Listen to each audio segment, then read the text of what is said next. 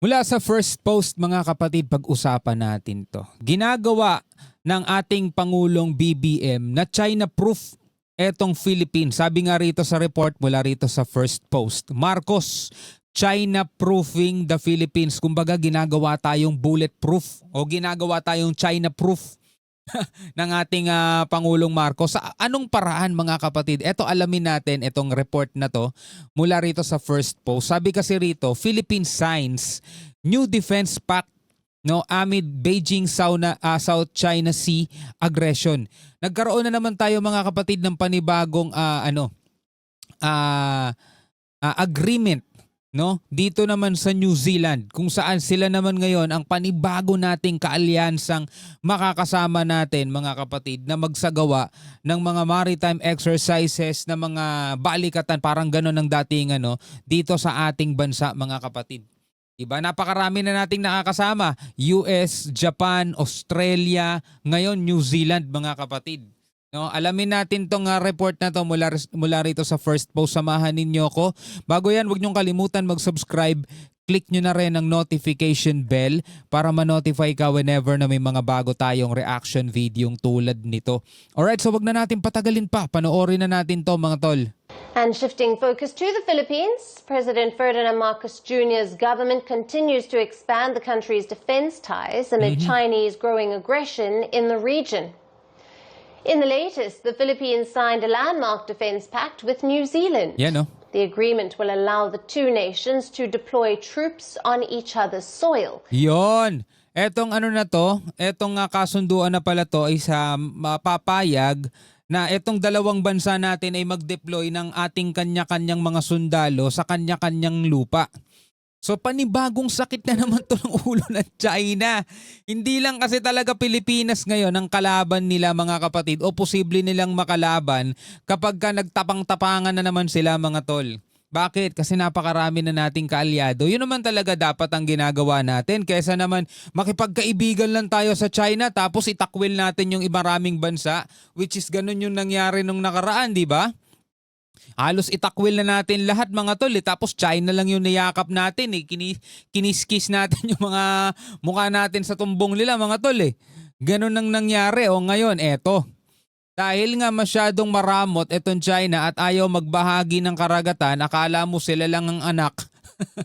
Diba? Eto, napipilitan ngayon ng Pilipinas na maghanap tayo ng mga kakampi, maghanap tayo ng maraming mga kaalyado at kaalyansa na makakatulong natin sa pagtatanggol ng ating interest. Tuloy natin to mga kapatid. At alalahanin nyo, ang New Zealand ay nakaranas din ng pangaharas mula rito sa China. Matapos ang mangyari mga kapatid, pinasok ng China ang kanilang karagatan mga kapatid at doon nagsagawa ng live fire. Imagine mo yun kung gaano kalayo yung narating ng China ha.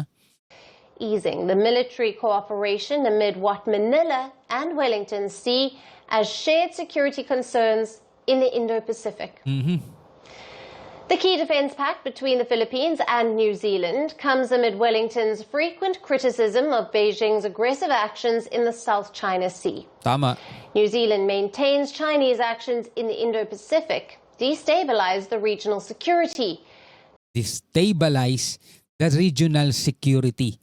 Kabaliktaran doon sa laging gustong itanim sa mga utak natin ng China na sila daw ang nagpapanatili ng kapayapaan dito sa sa ating rehiyon mga tol. At ang Pilipinas daw ang nagsasagawa ng mga provokasyon.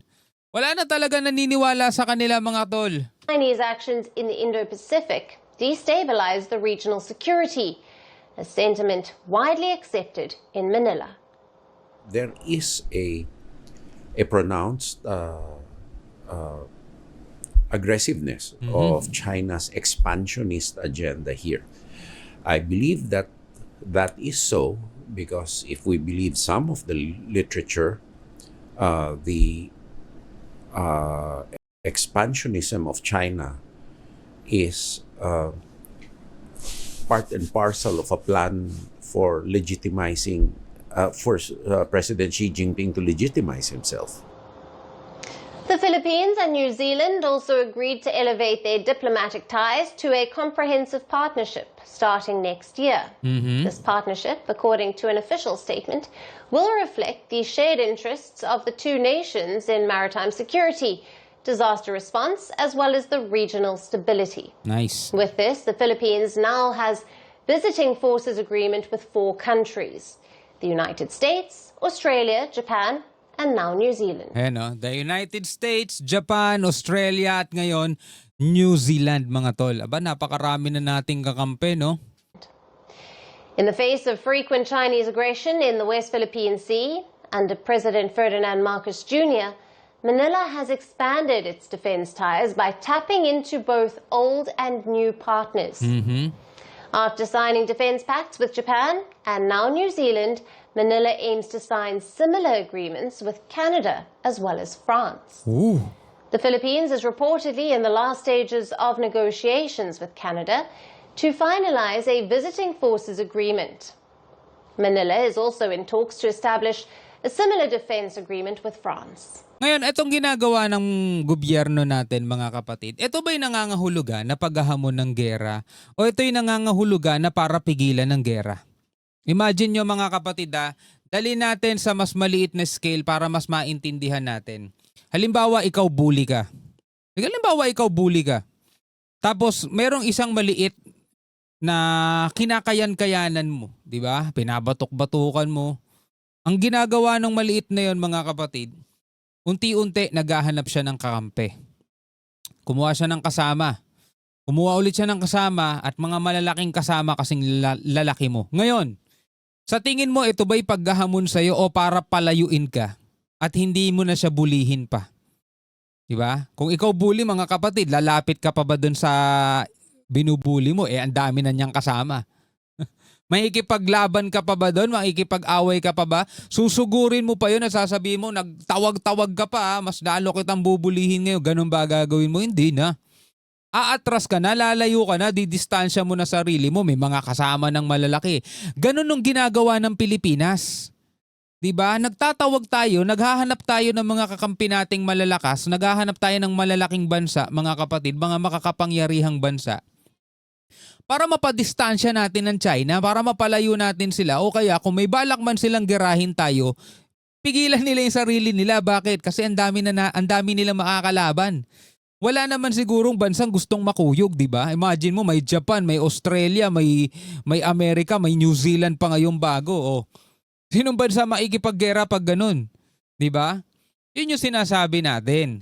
Ang ginagawa ng ating gobyerno, hindi pinapalala ang sitwasyon. Kumbaga, mga kapatid, pinipigilan nitong mga pangyayaring to na lalong maghasik ng kadiliman itong China. No? Kasalungat doon sa mga sinasabi ng mga pro-China rito sa Pilipinas, yung ginagawa ng gobyerno natin, kakapapayag nating pumasok yung mga sundalo ng iba't ibang mga bansa rito, lalo lang natin dinadala sa kaguluhan ng ating bansa. Imagine mo, may New Zealand na, may Australia, may US, may Japan. Sa tingin mo yung China magtatapang palalo yan? Diba? Tuloy natin.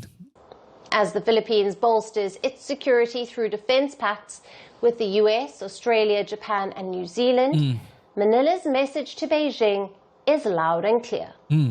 Its maritime aggression will not go unchallenged in the Indo-Pacific.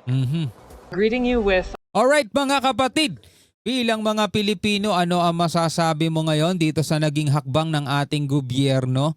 Pwede ka magbigay ng komentaryo sa ibaba at pwede ka magbigay ng iyong saloobin. Sa tingin mo, tama ba ang ginagawa ni PBBM na makipag-alyansa sa mga bansa, mga kapatid, at magpapasok at magsagawa ng mga visiting forces agreement dito sa Pilipinas, mga tol?